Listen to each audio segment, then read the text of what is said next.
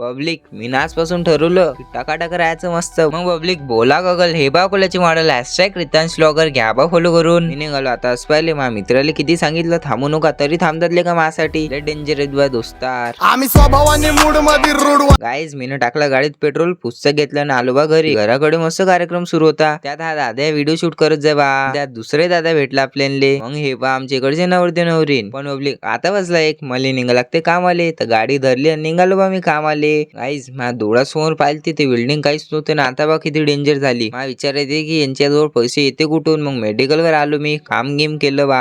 त्यात नवीन शर्ट घातलं होतं तर सगळेजण पाहत जात बा माझ्याकडे. मग माल चेकअप केला गाईस. आपल्याला काय काम करावंच लागते. कपडे नवीन घालो का फवीन घालो काम तर करावंच लागते ना भाऊ. कामाशिवाय पर्याय नाही. गाईज आज तर पुरा कटाईल तुम्ही कामानं. काय जिंदगी आलेले का नशेबा. आता चले का जेवण करायसाठी थांबा लागते 2 वाजे लोक. मग जेवण केलं गाईस. जसं झालं जेवण तसं मला पाठवलं बा कॅश काउंटरवर. कॅश दिली मग गाईस. मग लागलो कामाले. पेटी ठेवली इकडे उचलून. माल गे लावला मस्तपैकी असा खतरनाक. काम असं करतो कम्मे बम. आपण जेवढ्या हुशार के दाखवल्या तेवढं आपल्याला भारी पडतात. मला त्याला का ले काय करा वाटते पण कामाचे ना टाइमच नाही भेटत. आज सरांचा मूड होता म्हणून आम्हाला जेवणागरात डिश खायला बोलवलं. मग दहाजवळ एकदम खतरनाक डिश भेटते ना. मग दहानं आमच्यासाठी बनवली डिश.